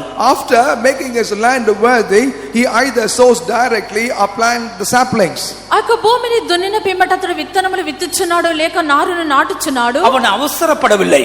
He is not in haste. అతడు తొందరపడలేదు. ஒரு சுவாரஸ்யமான விஷயத்தை படித்தேன். I read about a very interesting article. ఒక ఆశ్చర్యమైన విషయంని చదివి ఉన్నాను. ஒரு ఫ్లైట్ போய் கொண்டே இருக்கிறது. It seems கவனிங்கள். Listen, there was a flight in motion. ఒక విమానం వెళ్ళుచు ఉండెను. ஒரு 2-3 மணி நேர பிரயாணம் போய் கொண்டே இருக்கிறது. And that's already been traveling for about 2 or 3 hours. 2-3 గంటలు అది వెళ్ళుచు ఉండెను. இந்த டேக் அப் ஆகும்போது தான் கொஞ்சம் வேகமா போகும்போது தெரியும். உள்ள உட்கார்ந்து பாடு ஃளைட் போகுதா இருக்குதான்னு ஒண்ணும் தெரியாது. Only at the time of takeoff one would be able to see the speed of the flight, but once it bones one will not be able to see as to whether the flight moves or not at all. అది ఎత్తబడినప్పుడే కొంతగా తెలియచున్నది అని పైకి వెళ్ళిన తర్వాత వేగంగా వెళ్ళినప్పుడు మనం లోపల ఉన్నామా ఏమీ తెలియదు. ஒரு வயதான மனுஷன் மத்தியிலே அருகிலே ஒரு வாலிபன் உட்கார்ந்திருந்தான். And there was an old man in that aircraft and who had a young man as his neighbor. ఒక వృద్ధుడైనటువంటి వ్యక్తి వద్ద ఒక యవనస్తుడు కూర్చొని ఉండెను. வாலிபன் பொறுமை இழந்து அந்த சென்ட்ரல் இருக்கிறதான அந்த பாதையிலே நடக்க ஆரம்பித்தான். And the young man lost the patience and he began to walk vigorously in the aisle. ఆ యవనస్తుడు తన యొక్క ఓపికను కోల్పోయి మధ్యలో ఉండిన ఖాళీ స్థలంలో నడుచుటకు ప్రారంభించెను. பெரியவர் கேட்டார், அமைதியாய் உட்கார்ந்திருந்தாயே ஏன் இப்போது நடக்க ஆரம்பித்தாய்? And then the old man looked at him and asked him, you were seated patiently, what happened? Suddenly you are walking vigorously. ఆ యొక్క వృద్ధుడైన వ్యక్తి అడిగి ఉన్నారు, నువ్వు నెమ్మదిగా కూర్చొని నువ్వు ఏమైనది నడుచున్నావు అని అడిగాడు. அவன் சொன்னது என்ன தெரியுமா? You know what did he say? అతడు ఏమి చెప్పానో இந்த తెలియనా? ஃளைட் வேகமா போறது மாதிரி தெரியல, நான் நடக்க ஆரம்பிச்சேன், நானா போய் சேரலாம். It appears that this flight is not moving fast enough, therefore I decided to walk faster to reach the destination. ఈ యొక్క విమానము వేగముగా వెళ్ళినట్లుగా నాకు తెలియలేదు, అందుకే నేను త్వరగా వెళ్ళుటకు నడుచున్నానని చెప్పాను. முதியவர் வாலிபனுக்கு சொன்னார், தம்பி இந்த வேகம் உனக்கு போதாது, இந்த வேகம் அதாவது இந்த இந்த அவசரம் உனக்கு உதவாது என்று சொன்னார். And then the old man looking unto the youth said, this haste will not help you, young man. ఆ యొక్క వృద్ధుడైనటువంటి వ్యక్తి యవనస్తునితో ఇటువంటి వేగము నీకు పనికిరాదని చెప్పెను. கர்த்தருக்கு மகிமை உண்டாகட்டும். Glory be to the Lord. దేవునికి మహిమ కలుగును గాక. கர்த்தர் வருமளவும் நீடிய பொறுமையா இருங்கள். Until the coming of the Lord be ye patient. ప్రభు యొక్క రాకడ వరకు ఓపిక కలిగి ఉండుడి. இந்த பயிரிடுகிறவனுடைய மனதில ஒரு நற்பலனை குறித்து வெளிப்படுத்தல் இருக்கிறது. In the mind of the husbandman there is a revelation concerning the precious fruit as reward. ఈ యొక్క వ్యవసాయానికి యొక్క మనసునందు విలువైన భూఫలము నిమిత్తము అతడు ఎదురు చూస్తున్నాడు. நமக்கு ஒரு நற்பலனை ஆண்டவர் வைத்திருக்கிறார். In the same manner for also as God a precious fruit. ప్రభు మనకు ఒక విలువైన భూఫలం ఉంచి ఉన్నారు. సియోனும் యెరూషలేముம் தான் நமக்கு ஆண்டவர் வைத்திருக்கிற நற்பலன். And the good reward that the Lord hath preserved for us as Zion and New Jerusalem. ప్రభు మన కొరకు ఉంచినటువంటి విలువైన భూఫలమే సియోను యెరూషలేము ఉన్నది. அதுதான் இந்த கிறிஸ்தவ வாழ்க்கையில் வைத்திருக்கிற பந்தய பொருள் லக்கு அதுதான். And that is the goal and that is the reward that has been kept for us to be obtained in the Christian life. అవి యొక్క క్రైస్తవ పరుగు పందమునందు మనకు ఉంచబడినటువంటి పందెం యొక్క బహుమానములై ఉన్నవి. இதை மனதில் வைத்து பொறுமையோடு கூட உன்னுடைய ஜீவியமாகிய நிலத்தை பண்படுத்தி சரிப்படுத்தி பொறுமையோடு கூட நீ அதற்காய் ஆயத்தமாகி கொண்டே இரு. Bearing that in your mind, you need to keep on rectifying, cleansing, tilling your life, the land, and be patient and ardently wait and prepare yourself for that reward. ఈ యొక్క విషయమును నీ యొక్క మనసును అందించుకొని నీ యొక్క జీవితం అనే భూమిని నీవు దున్నుచు దాన్ని బాగు చేయుచు విలువైన భూఫలం కొరకు కనిపెట్టవలెను. அவன் இப்போது விதை விதைத்தான் அல்லது நடுவு நட்டிருக்கிறான். Now he either has sown the seeds or planted the saplings.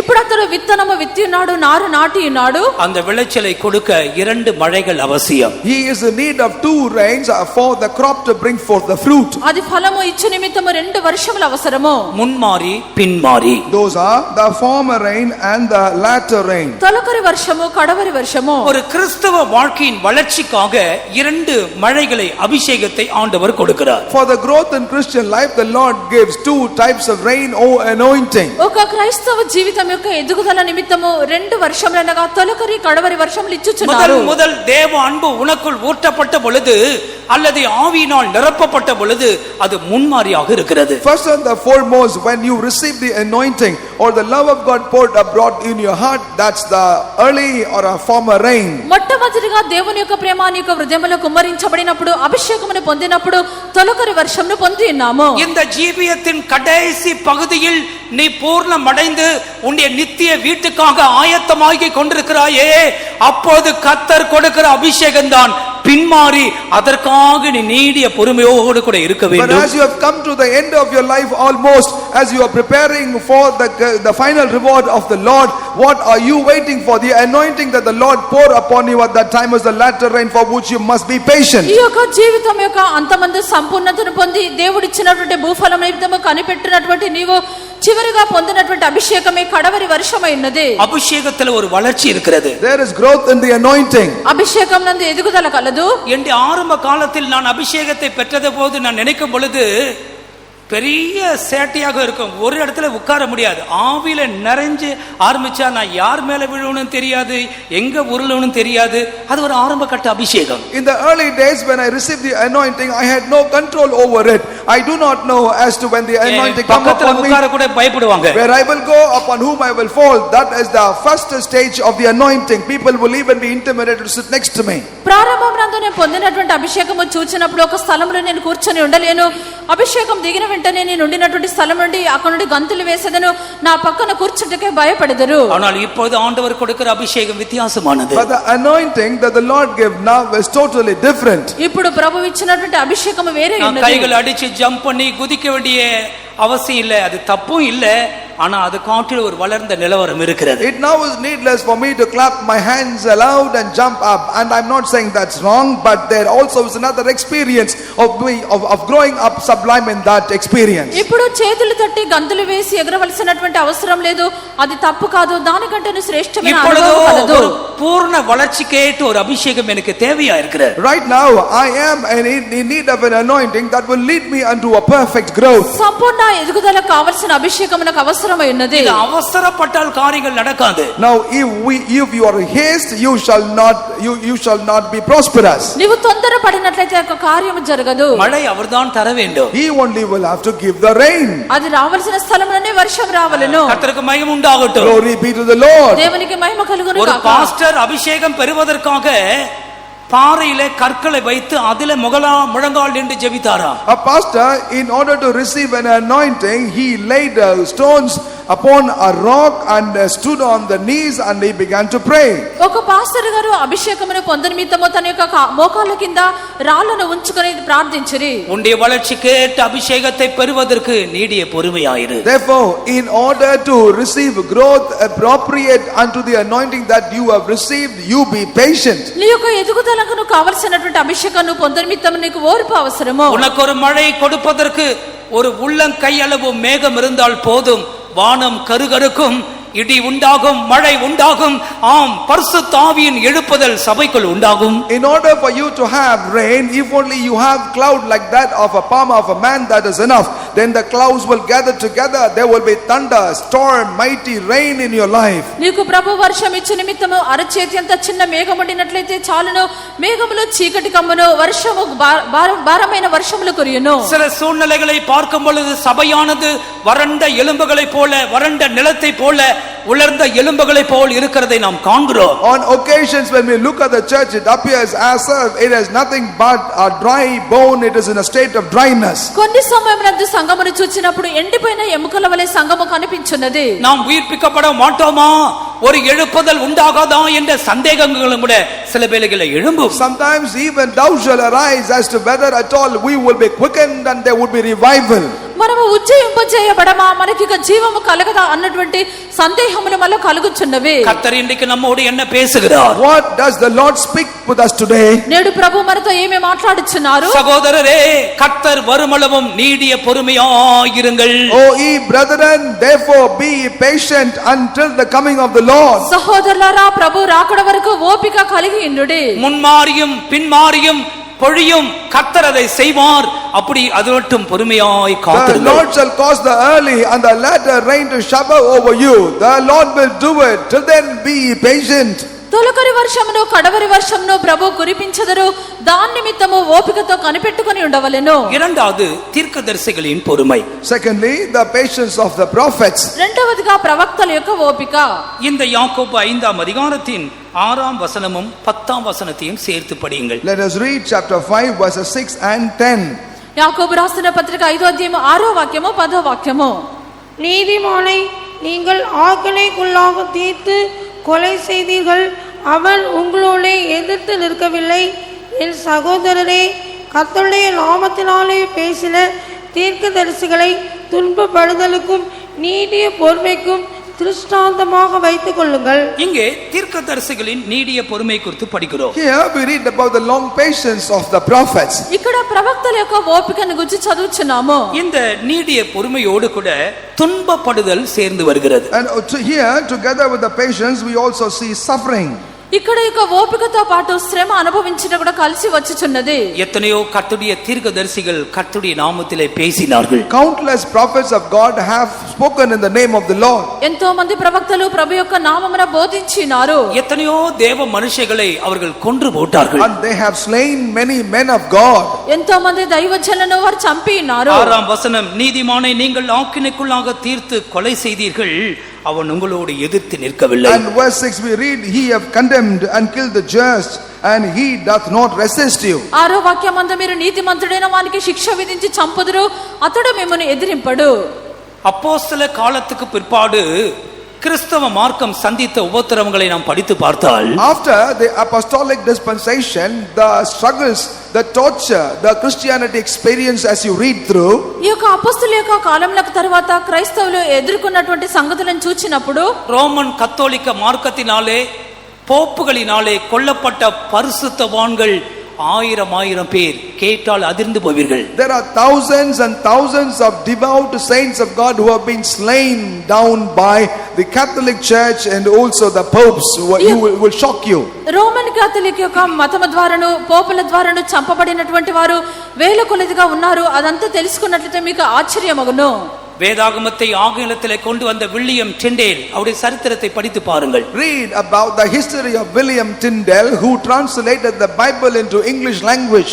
ఈ యొక్క బైబిల్ ఆంగ్లంలో తర్జుమా చేసినటువంటి విలియం టిండెల్ గురించి చదివి చూడండి. ரோமன் மார்க்கத்தை தழுவின அரசியாகிய மேரி அவளுடைய ஆட்சியிலே வில்லியம் டிண்டேல் கொலை செய்யப்பட்டார். It was during the dispensation of Queen Mary, who was a Roman Catholic queen, slain William Tyndale. ఈ యొక్క రోమా సామ్రాజ్యమును పరిపాలించినటువంటి మేరీ విలియం టిండెల్ ని చంపివేసెను. அவள் ஒரு கொடூர அரசியாக இருந்தாள். And she was such a cruel queen. ఆమె ఒక భయంకరమైనటువంటి రాణిగా ఉండెను.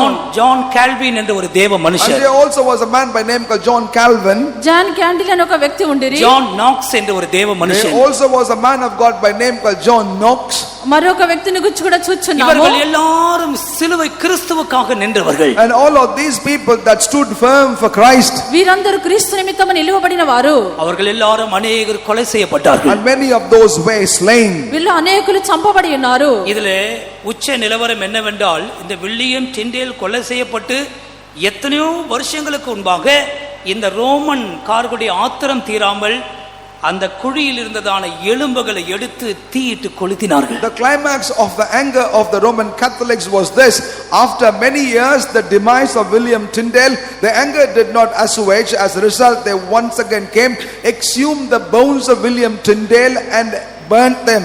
ఈ యొక్క విలియం టిండర్ గారు మరణించినటువంటి అనేక సంవత్సరముల తదుపరి కూడా ఈ యొక్క రోమన్ కేథలిక్ వారు తమ యొక్క ఆవేశమును అణచుకొనలేక అతని యొక్క ఎముకలను బయటికి తీసి కాల్చివేసి ఉన్నారు. வெளிப்படுத்தல் 17ஆம் அதிகாரம் 6ஆம் வசனத்தில் அந்த ஸ்திரீதான் அந்த சபை.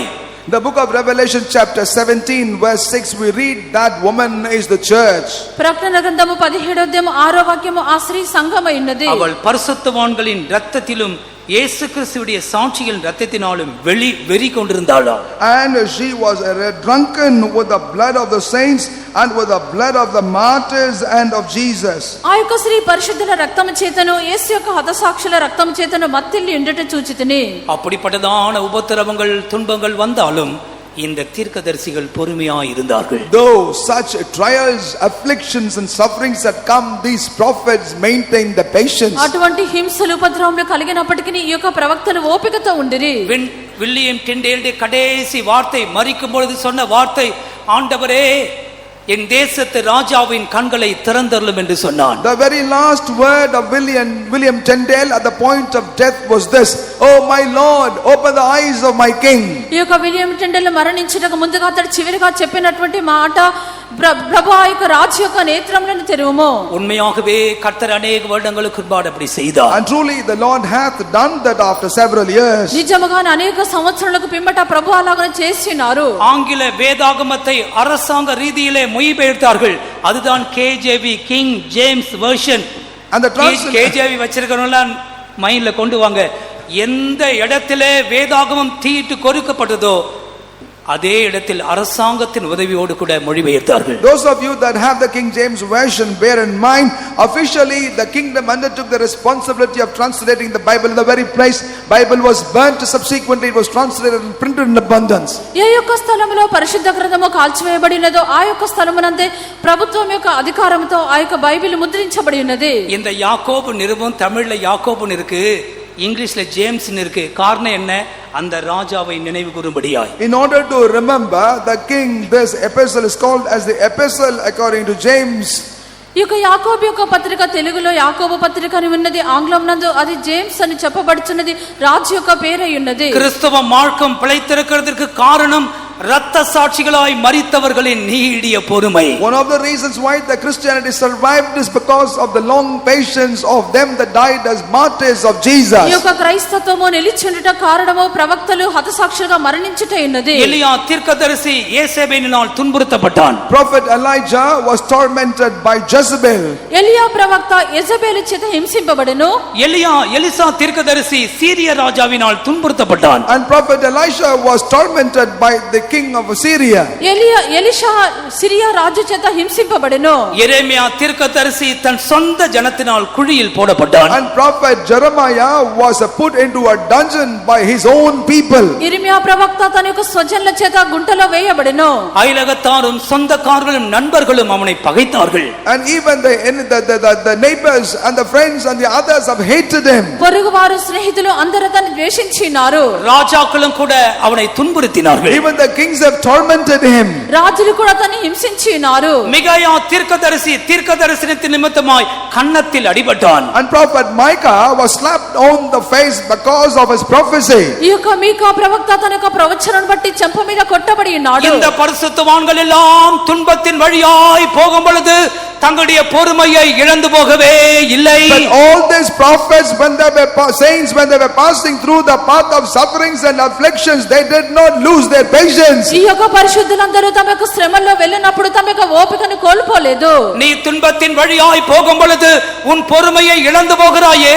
When you are passing through the path of affliction, you are losing your నీవు patience. శ్రమల్లో వెళ్ళినప్పుడు నీ యొక్క ఓపికను కోల్పోవచ్చున్నావు. பரிசுத்தவான்களின் வாழ்க்கையை படித்து பார். Read the biographies of the saints of God. పరిశుద్ధుల యొక్క జీవితమును చదివి చూడుము. கிறிஸ்துவுக்காக அவர்கள் கடந்து போன பாதைகளை பார். Consider the path they have been through for the cause of Christ. క్రీస్తు నిమిత్తము వారు దాటి వెళ్ళినటువంటి మార్గమును చూడుము. இது கடைசி காலம், ஆண்டவராகிய இயேசு வரப்போகிறதான காலம். These are the last days and this is the dispensation in which Lord Jesus shall come. ఇది కడవరి కాలము, ప్రభువైన యేసుక్రీస్తు రాబోవు కాలమైనది. கிறிஸ்துவுக்காக உபத்திரவங்கள் பாடுகள் வழியாய் போக வேண்டிய ஒரு காலம். This is the time in which for the cause of Christ one will have to pass through the path of sufferings and tribulation. క్రీస్తు నిమిత్తము శ్రమలు ఉపద్రవముల గుండా వెళ్ళినటువంటి సమయమైనది. நீதிமானை ஆக்கினைக்குள்ளாக தீர்த்து கொலை செய்தீர்கள். You have judged the just, condemned the just and killed him. నీతిమంతుడైన వారికి శిక్ష విధించి చంపుదురు. அவன் உங்களோடு எதிர்த்து நிற்கவில்லையே. But he did not resist with you. అతడు మిమ్మును ఎదిరింపడు.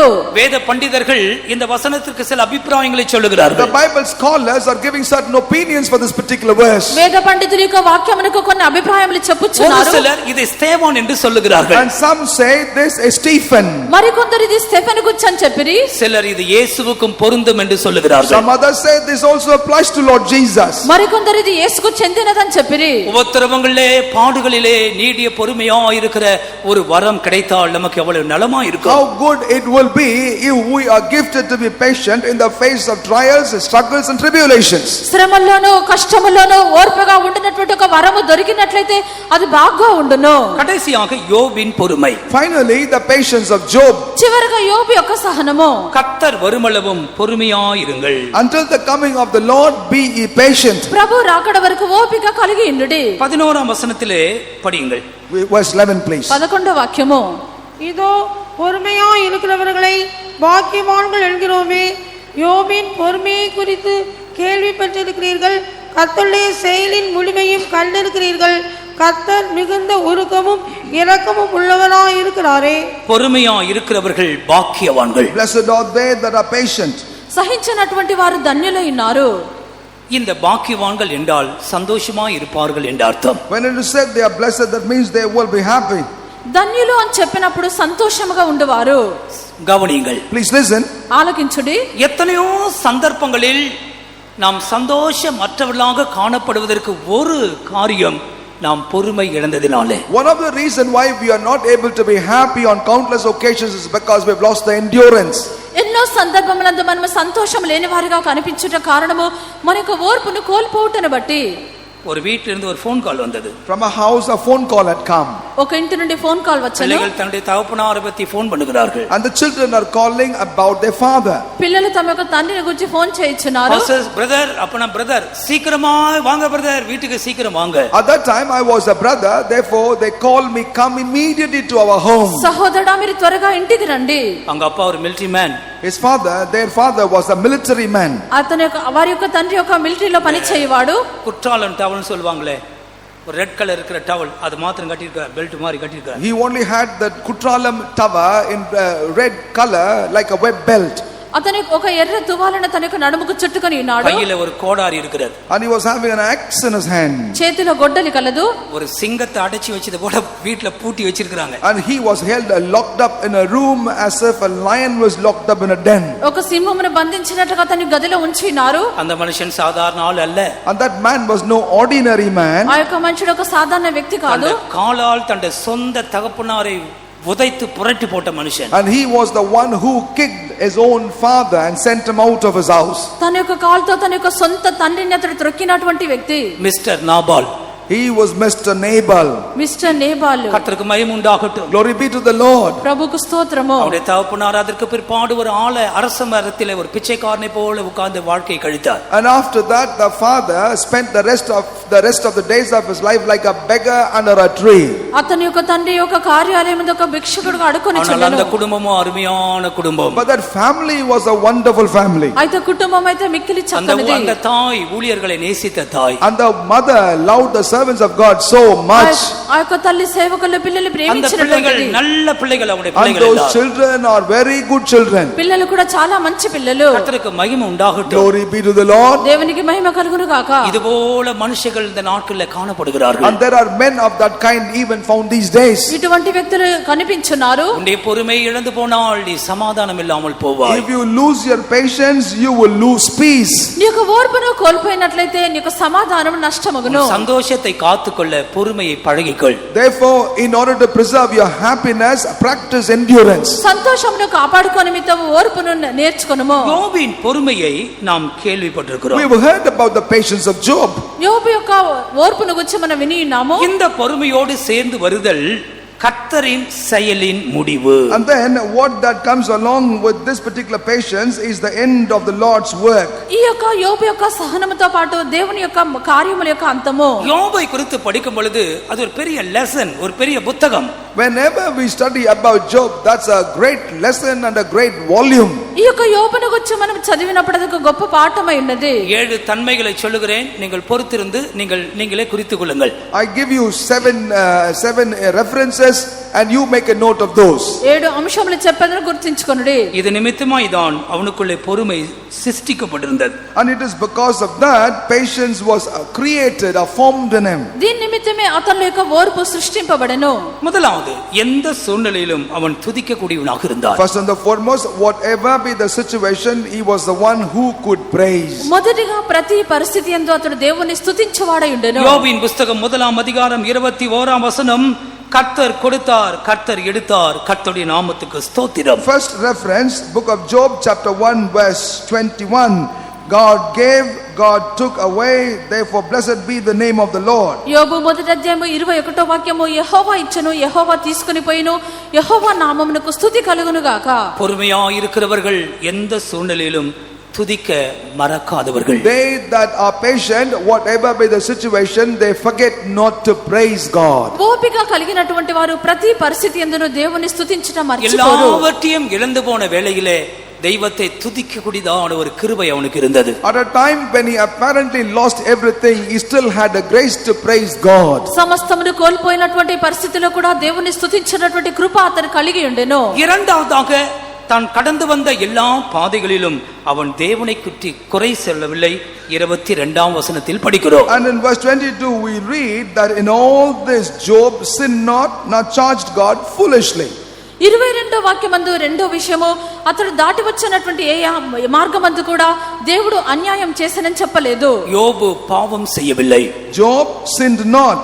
యోబు ఏ పాపమును చేయలేదు. அது என்ன பாவம்? What is that sin? ఆ యొక్క పాపం ఏమిటి? 2ஆம் அதிகாரம் 10ஆம் வசனத்தில் உதடுகளினால் பாவம் செய்தல், தேவையில்லாமல் பேசுவது. In chapter 2 verse 10 says, he did not sin through his lips, that means he did not speak unwanted words. రెండో అధ్యాయము 10వ వాక్యమందు నోటి మాటతో నిన్ను పాపము చేయలేదు. கர்த்தருக்கு மகிமை உண்டாகட்டும். Glory be to the Lord. దేవునికి మహిమ కలుగును గాక.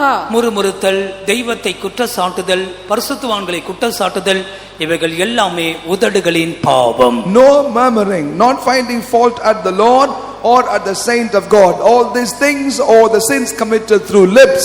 సనుగుటయు, దేవుని మీదను పరిశుద్ధుల మీదను నేరారోపణ చేయుటయు, ఇవన్నీ నోటితో చెయ్యి పాపములై ఉన్నవి. மூன்றாவது தன் உத்தமத்தில் அவன் உறுதியாய் இருப்பது. Thirdly, he was firm in his uprightness. మూడవదిగా తన యొక్క నిర్దోషత్వమునందు స్థిరముగా నిలిచి ఉన్నాడు. 2ஆம் அதிகாரத்தின் 3ஆம் வசனம் கடைசி பகுதியில் அவன் இன்னும் தன் உத்தமத்தில் உறுதியாய் இருக்கிறான். And in chapter 2 verse 3 at the end we read that he was still upright in his perfectness. రెండో అధ్యాయము 3వ వాక్యమందు అతడు ఇంకను తన యొక్క యథార్థతను వదలక నిలకడగా ఉండెను. கொஞ்சம் நஷ்டம் வரும் பொழுது, கொஞ்சம் உயிர் சேதம் வரும் பொழுது, கொஞ்சம் கஷ்டம் வரும் பொழுது தங்களுடைய உத்தமத்தை இழந்து போகிறார்கள். When there is certain trouble, when there is certain life loss, when there is certain difficulty, people lose their uprightness. కష్టములు, శ్రమలు, నష్టములు జరిగినప్పుడు జనులు యథార్థతను వదిలిపెట్టుచున్నారు. அவன் இன்னும் தன் உத்தமத்தில் உறுதியாய் இருக்கிறான். But he was perfect in his uprightness still. అతడు ఇంకను తన యొక్క యథార్థతను వదలక నిలకడగా ఉండెను. பொறுமையாய் இருக்கிறவர்கள் உத்தமத்தை காத்துக்கொள்வார்கள். They that are patient will preserve their uprightness. సహనము కలిగినటువంటి వారు యథార్థతను కాపాడుకొనిదరు. அடுத்ததாக 19ஆம் அதிகாரத்தின் 25ஆம் வசனத்தில் Subsequently, chapter 19 verse 25. 19వ అధ్యాయము 25వ వాక్యము தன் மீட்பர் உயிரோடு இருக்கிறார் என்ற ஒரு வெளிப்படுத்தல் அவனுக்கு இருந்தது. He had a revelation that his Redeemer liveth. నా విమోచకుడు సజీవుడా అనునటువంటి ప్రకటన ఉండెను. தன் மீட்பரை குறித்ததான வெளிப்படுத்தல் பெற்றிருந்தான். And there he had a revelation about his Redeemer. తన విమోచకుని గురించి ప్రకటన కలిగి ఉండెను. அந்த சூழ்நிலையை குறித்து அந்த அதிகாரம் 13ஆம் வசனத்திலிருந்து எழுதுகிறதை பார்க்கிறோம். We read that he is writing about that starting from verse 13 in that chapter. తనకుండిన పరిస్థితులను గురించి 13వ వాక్యం నుండి రాయిట చూచున్నాము. கர்த்தருக்கு மகிமை உண்டாகட்டும். Glory be to the Lord. దేవునికి మహిమ కలుగును గాక. ஏறக்குறைய 10 கூட்டத்தார் அவனை வெறுத்தார்களாம். Close to about 10 groups of people hated him. దాదాపు 10 గుంపుల వారు అతన్ని ద్వేషించినారు. நான் சொல்லுகிறதை கவனித்து பாருங்கள். 13ஆம் வசனம் சகோதரர்கள் அவனை விட்டு போய்விட்டார்கள். In verse 13 he says the brethren departed from him. 13వ వాక్యమందు సోదర జనము నాకు దూరం చేస్తున్నాడు. அறிமுகமானவர்கள் அந்நியராய் போனார்கள். And the acquaintance have estranged him. నెలవరిలో కేవలం అన్యులైరి. பந்து ஜனங்கள் விலகி போனார்கள். Kinsfolk have failed. బంధువులు రాకపోయిరి. சிநேகிதர்கள் என்னை மறந்தார்கள். Familiar friends have forgotten.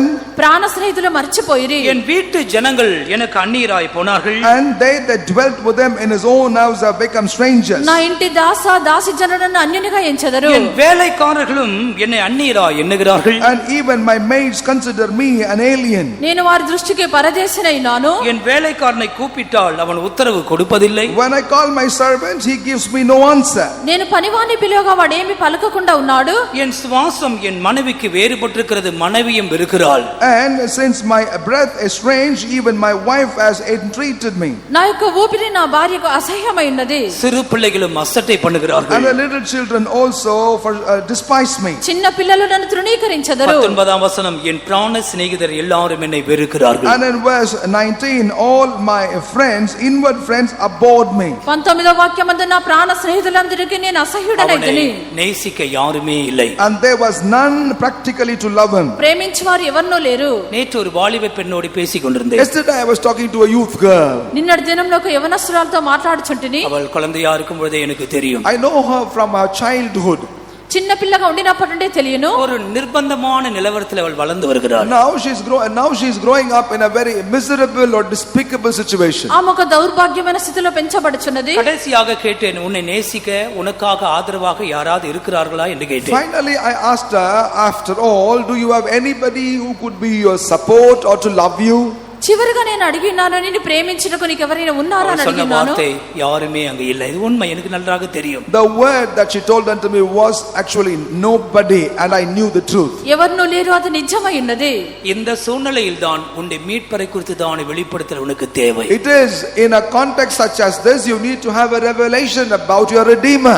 ఈ యొక్క పరిస్థితుల మధ్యలోనే నీకు విమోచన గురించిన యోబే, ప్రకటన నీకు உனக்கு ஒரு అవసరము. மீட்பர் இருக்கிறார், அவர் செத்து போகவில்லை. Job, you have a Redeemer, he is not dead yet. యోబు నీకు ఒక విమోచకుడు ఉన్నాడు, ఆయన చనిపోలేదు. 10 கூட்டத்தார் பகைத்து வெறுத்து ஒதுக்கி தள்ளின பொழுது இவனோ எலும்பும் தோலுமாக இருந்து சொல்லுகிறான், என் மீட்பர் உயிரோடு இருக்கிறார். எவ்வளவு அற்புதமான வார்த்தை பாருங்கள். Consider what a wonderful word that was. When 10 different groups of people despised him and hated him, he had become nothing but bone and skin. He still says, my Redeemer liveth. 10 గుంపుల వారు అతన్ని ఉపేక్షించినారు. ఇప్పుడైతే యోబు ఎముకలు తోలుతో ఉన్నాడు. ఇప్పుడు అతను అనుచున్నాడు, నా విమోచకుడు సజీవుడు. இந்த கூட்டத்துக்கு வந்திருக்கிற அருமை சகோதரனே, கர்த்தருடைய ஆவியானவர் உன்னோடு பேசுகிறார். நீதான் அந்த யோபு, உனக்கு இந்த பொறுமை அவசியம். நீ பொறுமையாய் இருந்தால் சந்தோஷமாயிருப்பாய், முடிவு ஆசீர்வாதமாய் இருக்கும். Beloved brother, he who has come to this meeting unto you, the Lord say, you are Job, if you would endure this with patience, you shall be happy, your end will be rewarding. కూటమిలోకి వచ్చిన దేవుని యొక్క బిడ్డ, నీవే ఒక యోబు ఉన్నావు. ప్రభు నీతోనే ఒక మాటలు చెప్పుచున్నారు. నువ్వు ఓర్పుతో ఉండినట్లయితే నీవు సంతోషముగా ఉండదవు, అంతము ఆశీర్వాదముగా ఉండును. ஐந்தாவதாக, Fifthly, ఐదవదిగా தான் போகும் வழியை குறித்து தான் ஒரு வெளிப்படுத்தல் அவனுக்கு இருந்தது. he also had a revelation concerning the way in which he is going. అతడు వెళ్ళినటువంటి మార్గమును గురించి అతడు ప్రకటన కలిగి ఉన్నాడు. 23ஆம் அதிகாரம் 10ஆம் வசனத்தில், நான் போகும் வழியை அவர் அறிவார். Chapter 23 verse 10, he says, he knoweth the path in which I go. 23వ అధ్యాయము 10వ వాక్యమందు, నేను నడుచు మార్గము ఆయనకు తెలియను. ஆம், அவன் ஒரு வழியிலே போய்க்கொண்டே இருந்தான். Yes, he was going across in a way. అతడు ఒక మార్గమున వెళ్ళుచు ఉన్నాడు. முன்னாக போனாலும் அவர் இல்லை, பின்னாக போனாலும் அவர் இல்லை. I went forward, he was not. I went behind, he is not. ముందుకు వెళ్ళినప్పటికీ అచ్చట ఆయన లేడు, వెనుకకు వెళ్ళినప్పటికీ ఆయన కనబడలేదు. அவரை நான் காண முடியவில்லை. இந்த தேவன் தன்னை ஒளித்துக் கொண்டிருக்கிறார். I could not see him. This God has hid himself. ఎక్కడ కూడా ఆయన చూడలేకపోవచ్చున్నాడు. ఆ యొక్క దేవుడు తను మరుగు చేసుకొనిరి. எல்லா சந்தர்ப்பங்களிலும் கர்த்தர் கூடவே இருப்பார் என்பது நல்ல விஷயம்தான். ஆனால் தேவன் தன்னை ஒளித்துக் கொள்ளுகிற காலம் உண்டு என்பதை மறக்க கூடாது. It is one thing to say that it is good for God to abide with us at all times, but we also need to bear in mind there would be certain times in which God will hide himself from us. అన్ని సందర్భములందు దేవుడు తోడై ఉండుట మంచి కార్యమే. అయితే దేవుడు తన్ను మరుగు చేసుకుని వారై ఉన్నారు. இம்மை பொழுது நான் கைவிட்டேன், உருக்குமான இரக்கங்களால் உன்னை சேர்த்துக் I கொள்வேன். forsook you for a moment, but with long sufferings, compassion, I will come and gather you unto myself. నిమిషం మాత్రము నేను విసర్జించుతుని గొప్ప వాత్సల్యంతో నిన్ను సమకూర్చెదను. தெய்வத்தை காணாமல் அங்கலாய்க்கிறான். இப்போது அவன் என்ன சொல்லுகிறான்? He that travailed for not able to see God, what does he say now?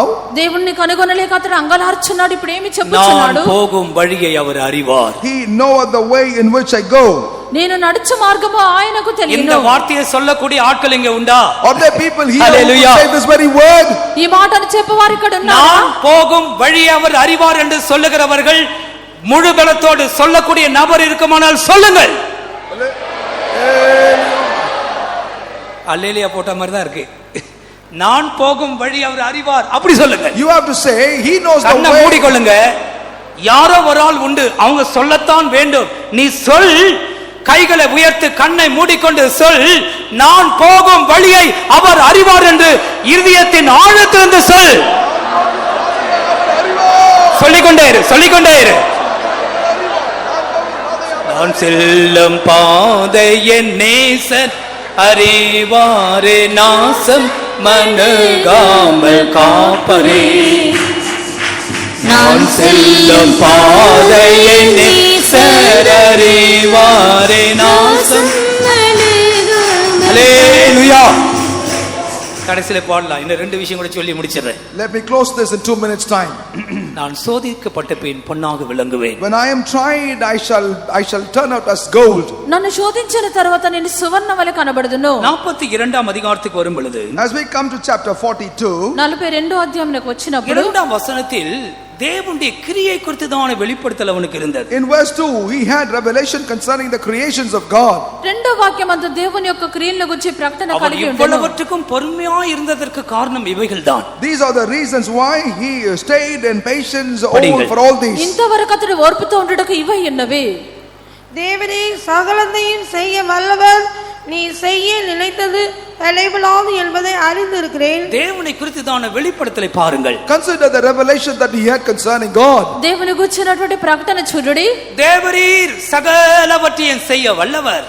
Lord, thou canst do all things. నీవు సమస్త క్రియలు చేయగలవు. நீர் செய்ய நினைத்தது தடைபடாது என்று நான் அறிந்திருக்கிறேன். And I know whatever thou thoughtest to do cannot be hindered. నీవు ఉద్దేశించినది ఏదో నిష్ఫలము కానేరదని నేను ఇప్పుడు இந்த తెలుసుకుంటుని. கூட்டத்தில் ஒரு சகோதரனோ சகோதரியோ தெய்வத்தை குறித்து குறை சொல்லுகிற நபராய் வந்திருக்கிறாயா? there is a brother or a sister, have you come to this meeting as the one that would be blaming God? ఈ యొక్క కుటుంబమందు సహోదరుడో సహోదరియో దేవుని గురించి నేరం మోపవారుగా వచ్చి ఉన్నారా? உன்னுடைய தேவன் யார்? Who is your God? నీ యొక్క దేవుడు ఎవరు? அவர் செய்ய நினைத்தது தடைபடாது. Whatever he determined to do cannot be hindered. ఆయన ఉద్దేశించినదేది నిష్ఫలము அவர் కాదు. சகலவற்றையும் செய்ய வல்லவர். And he can do all things. ఆయన సమస్త క్రియలు చేయగలరు. பிசாசோ வியாதியோ மனுஷரோ யாரும் அதை தடுக்க முடியாது. Whether devil, sickness, or men, no one can stop that. అపవాదో మనుషులో ఏది కూడా దాన్ని ఆటంకపరచనేరదు. இந்த விசுவாச அறிக்கை செய்து கொண்டே இரு, அதுதான் பொறுமை. Keep on confessing this as the faith, and that is the patience. ఈ యొక్క విశ్వాసమును ఒప్పుకోలు చేయించు ఉండమో అదే ఓపిక ఉన్నది. கடைசியாக Finally, చివరిగా 10ஆம் வசனத்தில் அவனுடைய ஜெபத்தை பாருங்கள். consider his prayer in 10th verse. 10వ వాక్యమందు అతని ప్రార్థన చూడుడి. யோபு தன் சிநேகிதருக்காக வேண்டுதல் செய்தபோது கர்த்தர் அவன் சிறையிருப்பை மாற்றினார். யோபுக்கு முன் இருந்த எல்லாவற்றை பார்க்கிலும் இரண்டத்தனையாய் கர்த்தர் அவனுக்கு தந்தருளினார். கர்த்தருக்கு மகிமை உண்டாவதாக. Glory be to the Lord. దేవునికి మహిమ కలుగును గాక. இவைகள் மத்தியிலே சிநேகிதருக்காக ஜெபிக்கிறான். In the midst of all these things, he prayed for his friends. వీటి మధ్యలో స్నేహితుల కొరకు ప్రార్థించున్నాడు. அந்த சிநேகிதர்கள் நிதானமான ஆட்கள் இல்லை. And those friends have not been very balanced individuals. ఈ యొక్క స్నేహితులు ఓర్పు కలిగిన వారు కాదు. ஒவ்வொரு சிநேகிதருக்காக ஜெபிக்கிறான். And he prayed for every single friend. ఒక్కొక్క స్నేహితుని కొరకు ప్రార్థించున్నాడు. தனக்காக ஜெபித்தானோ நமக்கு தெரியாது. And we do not know as to what he prayed for them. అతని కొరకు ప్రార్థించున్నాడో తెలియదు. இப்போது அவனுடைய சிறை இருப்பு மாற ஆரம்பிக்கிறது. Now his captivity began to change. ఇప్పుడు అతని యొక్క చెర మార్చబడి ఉన్నది. கர்த்தரின் செய்கையின் முடிவு வெளிப்படுகிறது. And the end of the works of God being revealed. దేవుని యొక్క క్రియల యొక్క అంతము బయలుపడుచున్నది. இரட்டிப்பான நன்மை உண்டாகிறது. And twofold blessings came. రెండంతల ఆశీర్వాదము దొరికెను. யாரெல்லாம் விலகி போனார்களோ எல்லாரும் வருகிறார்கள். And whoever departed from him, everyone joined back with him. ఎవరైతే తొలగిపోయినారో అందరూ వచ్చుచున్నారు. அவனோடு போஜனம் பண்ணுகிறார்கள். And they are eating with him. అతనితో అన్నపానములు పుచ్చుకొనుచున్నారు. அவனுக்கு ஒரு தங்க காசை கொடுக்கிறார்கள். And unto them he gives coins of gold. ప్రతి ఒక్కరు బంగారు వరహాన్ని ఇచ్చుచున్నారు. அவனுக்கு ஒரு பொன் ஆபரணங்களை And கொடுக்கிறார்கள். he also gave them garments of gold. బంగారు ఉంగరములను ఇచ్చిరి. அவனுடைய முன்னிலைமை பார்க்கிலும் பின்னிலைமை ஆசீர்வாதமாய் இருந்தது. And his latter state was more blessed than that of the former state of life. అతని యొక్క మొదటి స్థితి కంటేను తన యొక్క కడపటి స్థితి ఆశీర్వాదముగా ఉండెను. நெடு நாளாய் உயிரோடு இருந்தான். And thereafter he lived long. దాని పిమ్మట బహుదినములు అతడు జీవించెను. వయదులోనాய் మరితాన్. And he died as a person of perfect age. అతడు నిండిన వృద్ధుడై మృతి నొందెను. ஆம், யோபின் தேவன் நம்முடைய தேவன். Yes, the God of Job is also our God. యోబు యొక్క దేవుడే మన దేవుడై ఉన్నారు. கண்களை மூடுவோமாக. Let us close our eyes. కన్నులు మూసెదము. கர்த்தர் வருமளவும் இந்த பொறுமைக்காய் காத்திருங்கள். Unto the coming of the Lord, therefore wait for this patience. ప్రభు యొక్క రాకడ నిమిత్తం ఓర్పుతో కనిపెట్టెదము. 2-3 நிமிஷம் தான். சீக்கிரமாய் பைபிளை மூடி வச்சிட்டு முழங்கால் நில்லுங்கள். We only have 2 or 3 minutes. Amen. Therefore close up your Sikram, Bible sikram. and 2-3 stand on your నిమిషముల knees. మోకాళ్ళ మీద ఉండుడి. கர்த்தர் நம்மை தொடுகிற நேரம். This is the moment in which the Lord will touch us. ప్రభు మనల్ని ముట్టినటువంటి సమయము. நமக்குள்ள ஒரு பொறுமையை சிருஷ்டிக்கிற நேரம். And time in which God will create patience for us. ప్రభు మనలో ఓర్పును సృష్టించే సమయము. கர்த்தர் நம்மிலே சந்தோஷப்படுகிற நேரம். Time in which the Lord will be delighted in us. ప్రభు మనలో సంతోషపడే సమయము. இப்போது உனக்கு என்ன தேவையோ நீ கர்த்தரிடத்திலே சொல். Now whatever is your need, you shall confess to the Lord. ఇప్పుడు మీకు ఏది అవసరమో ప్రభు యొద్ద అడుగుడి. யாருக்கு ஜெபிக்க வேண்டுமோ அந்த சிநேகிதனை நினைத்து ஒரு ஸ்தோத்திரமாவது சொல்லிவிடு.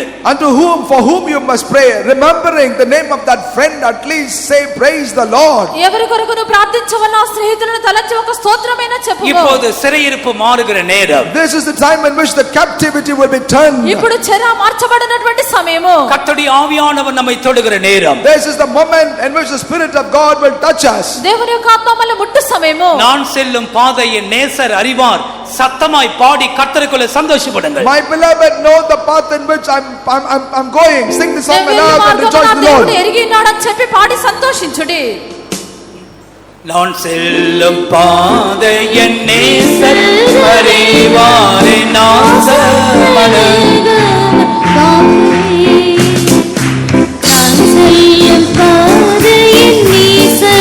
கண்ணீரின் பாதை, கண்ணீரின் பாதை,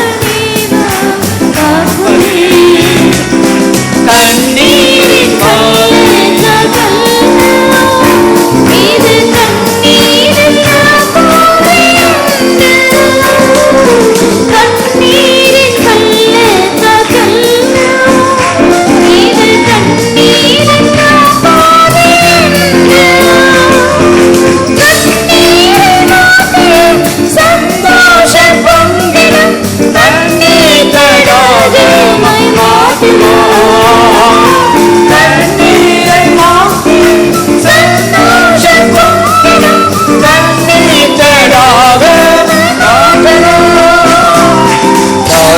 செல்லும் பாதை என்னை சத்தமாய் பாடுங்கள், அபிஷேகத்தோடு பாடுங்கள். ஆமே, எல்லாரும் பாடி மகிமைப்படுத்துங்கள். நான் செல்லும் பாதை நேசர் அறிவாரே, நாசம் அணுகாம் காப்பரே. நான் செல்லும் பாதை என்னை சிறையிருப்பு மாறட்டும். அபிஷேகம்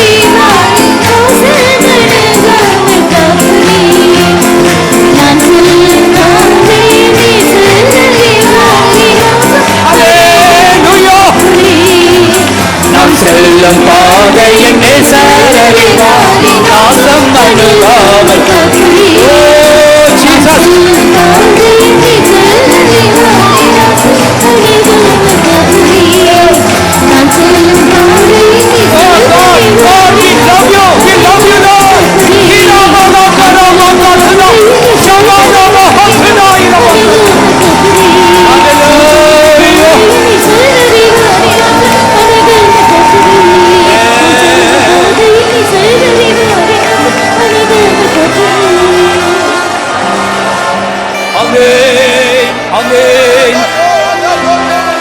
ஹல்லேலூயா. கையிலே ஒரு ஓடு மாத்திரம் கையில் இருக்கிறது.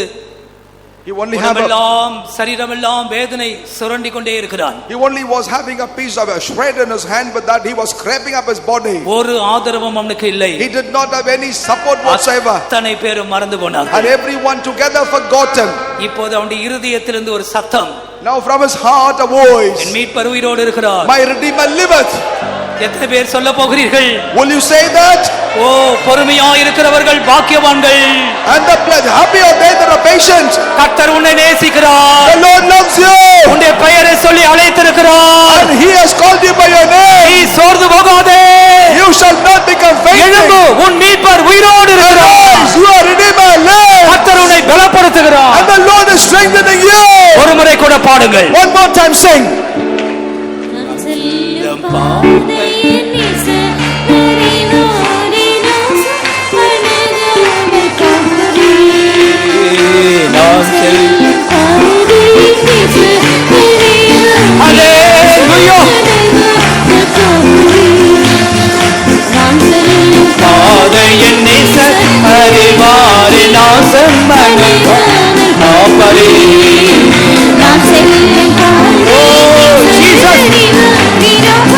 அபிஷேகம், வல்லமை, அக்னி, அக்னி, அக்னி.